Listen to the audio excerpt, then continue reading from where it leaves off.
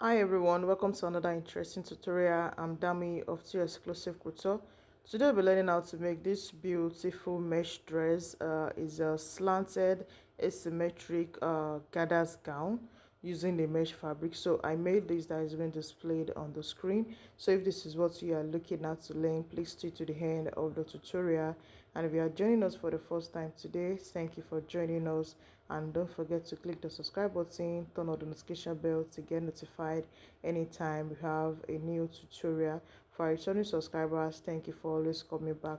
So I'll be taking you through the process of the cutting and step by step on how to make this beautiful dress. If you also would like to join my WhatsApp group, the link will be in the description box. So please don't forget to comment, like, and also share the video. Thank you, and let's get started.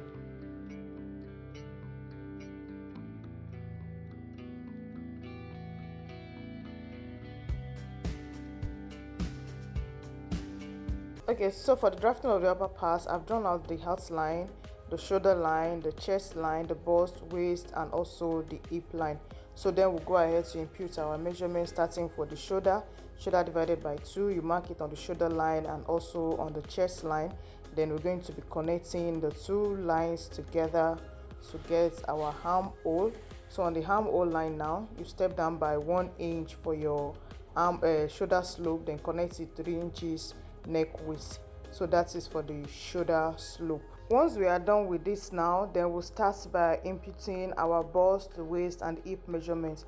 Don't forget, the material I'm working with is a mesh fabric, which is very stretchy.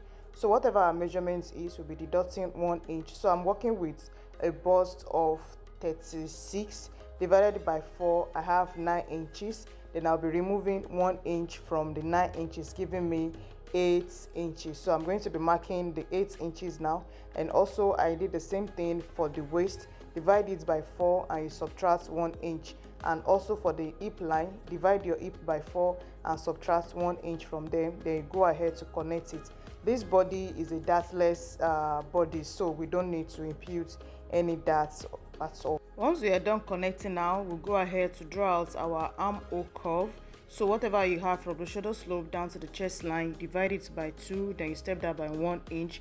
Since I'm using this for both front and back, I will step in by 0.75, then I will be connecting it together for our armhole curve.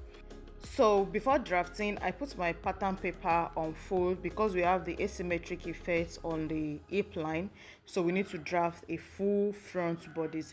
Then these bodies, I'll be using it for both the front and the back. The fabric is stretchy, so I don't need any zipper at the back. The only difference is going to be the neckline. So I use the neck width of 3 inches. Then for the back, I step down by 1 inch, and from that 1 inch I also want it to have a button. So I'll be slitting it a little bit down so that it will be easy to wear from the top.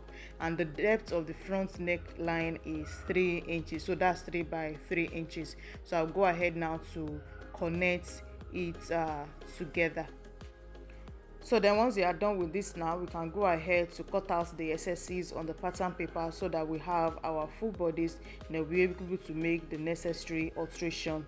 So if at this point you are still here to subscribe to my channel, please click the subscribe button and turn on your notification bell to get notified anytime you have a new tutorial.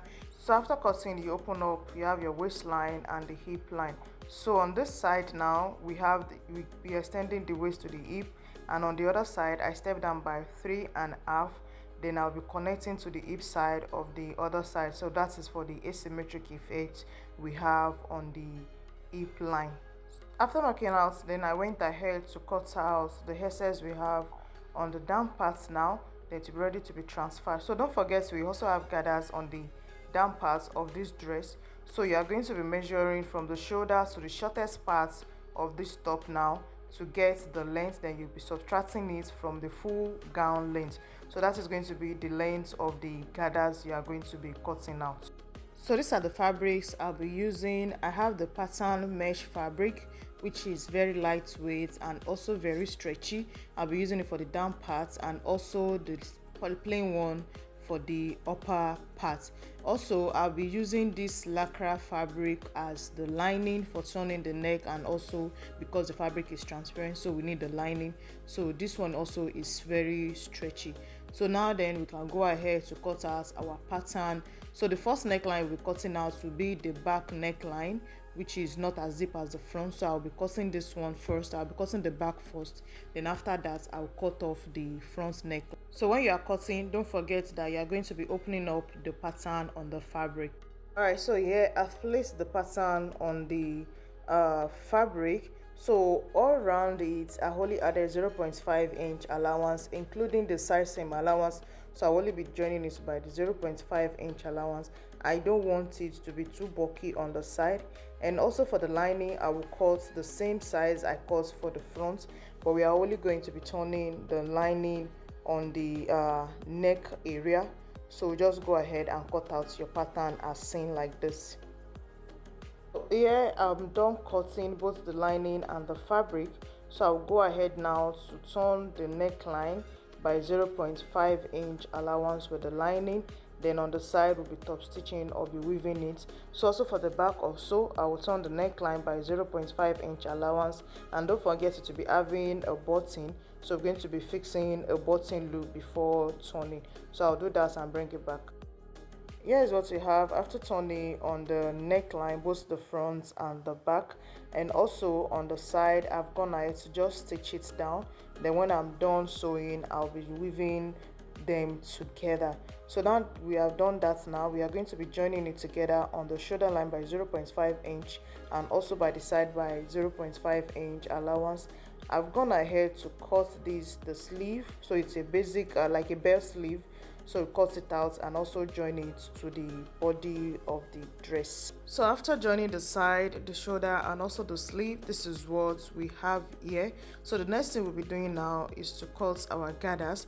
Don't forget, we are subtracting the shortest parts of the top from our gown length to get the length of the gathers.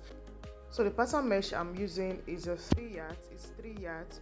So I'll be using the 3 yards for the gathers. So you just measure out your length. Now this type of gathers we have is a type of gathers that will be on the outside.